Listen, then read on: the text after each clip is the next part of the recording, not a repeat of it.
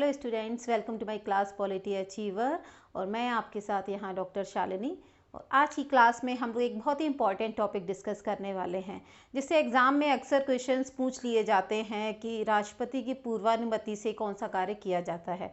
तो हमारे इंडिया के कॉन्स्टिट्यूशन में काफ़ी सारे प्रावधान ऐसे किए गए हैं जिनमें कहा गया है कि ये जो कार्य हैं ये राष्ट्रपति की पूर्वानुमति से, यानी कि उनकी परमिशन से ही किए जाएंगे या शुरू किए जाएंगे। तो इन्हीं सारे पॉइंट्स को हम लोग आज के इस क्लास में डिस्कस करेंगे। तो सबसे पहले हम बात करते हैं वित्त विधेयक पर पूर्वानुमति। आर्टिकल 117 की क्लॉज 1 में ऐसा कहा गया है कि वित्त विधेयक जब संसद में प्रस्तुत किया जाएगा, तो संसद में भी अगर हम बात करें कि वित्त विधेयक जो है किस सदन में पेश किया जाता है, तो वित्त विधेयक संसद के निम्न सदन में यानी कि लोकसभा में पेश किया जाता है, राज्यसभा में नहीं। इसके साथ ही यहाँ हम दो आर्टिकल्स देखते हैं। एक तो धन विधेयक है जो आर्टिकल 110 में है, दूसरा है वित्त विधेयक जो 117 में है। तो हम बात कर रहे हैं आर्टिकल 117 की, जो कि वित्त विधेयक है। तो जब वित्त विधेयक पेश किया जाता है तो वो राष्ट्रपति की पूर्वानुमति से ही पेश किया जाता है।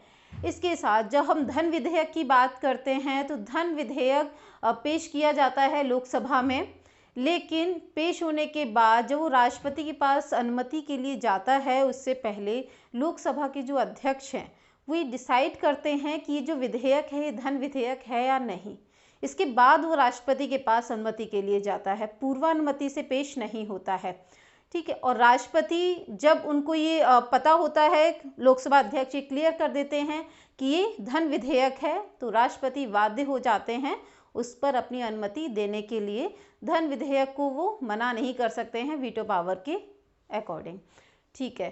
तो हम बात कर रहे हैं वित्त विधेयक की, यानी कि 117 के क्लॉज 1 की बात कर रहे हैं, और जिसमें ये क्लियरली कहा गया है कि वित्त विधेयक जब पेश होगा राष्ट्रपति की पूर्वानुमति से ही पेश किया जाएगा।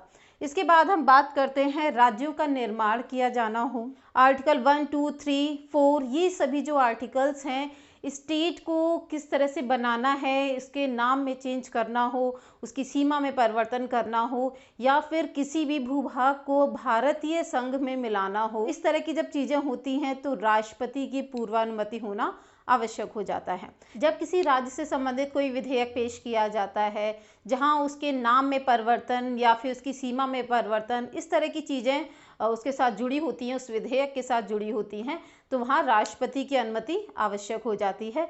तो आर्टिकल 3 जो है वो क्लियरली कहता है कि अगर किसी राज्य के नाम में परिवर्तन करना हो तो राष्ट्रपति की पूर्वानुमति आवश्यक होगी। तो जब 1956 में राज्यों का पुनर्गठन किया गया और नए राज्यों का निर्माण किया गया, तो किसी भी नए राज्य का जब निर्माण होता है तो राष्ट्रपति की पूर्वानुमति आवश्यक होती है। इसके साथ ये तो था हमारा इंटरनल मैटर कि हमने अपने जो अंदरूनी हमारा भूभाग है, हमारी भारतीय संघ में जो भूभाग है, हमने उसमें से ही राज्यों को निर्मित किया, कुछ राज्यों को मिलाकर एक अदर राज्य बना दिया, भाषा के आधार पर राज्यों का निर्माण कर दिया, ये एक अलग मैटर हुआ। अगर नए राज्यों का निर्माण करना हो या फिर किसी नए प्रदेश को शामिल करना हो भारतीय संघ में, जो कि किसी भारत के बाहर के भूभाग से लिया गया हो, तो वहां पर भी राष्ट्रपति की पूर्वानुमति की आवश्यकता होती है। संचित निधि जो भी हमारे संवैधानिक अधिकारी हैं, उनको जो वेतन भत्ते दिए जाते हैं वो भारत की संचित निधि से दिए जाते हैं। ठीक है। इसको हम भारित व्यय भी बोलते हैं। संचित निधि में जितने भी टैक्सेस हैं उनसे जो हमारी जो प्राप्तियां होती हैं वो सारी इसमें शामिल होती हैं। इसके साथ ही जो ऋण भार होते हैं, उधार प्राप्तियां होती हैं, वो सारी भी संचित निधि में ही होती हैं। देन अगर किसी भी स्टेट में कोई भी आयात हो रहा हो, किसी भी चीज़ का निर्यात हो रहा हो, उस पर कोई प्रतिबंध लगाना हो जो कि लोकहित के लिए आवश्यक हो, तो ऐसा जब विधेयक संसद में पेश किया जाता है तो संसद में पेश करने से पहले उस पर राष्ट्रपति की पूर्वानुमति लेनी आवश्यक होती है, क्योंकि कोई भी मैटर है, कोई भी चीज़ है जो कि लोकहित से जुड़ी हुई होती है, तो वहाँ राष्ट्रपति जो हैं वो हमारे देश के संवैधानिक अध्यक्ष कहे जाते हैं। ठीक है। भले ही वो नाम मात्र के अध्यक्ष हों, लेकिन उनकी पूर्वानुमति से ही ये सारे काम किए जाते हैं। देन एक लास्ट पॉइंट है कि लोकसभा के महासचिव की जो नियुक्ति होती है आर्टिकल 98 के तहत, वो भी राष्ट्रपति की पूर्वानुमति से ही की जाती है।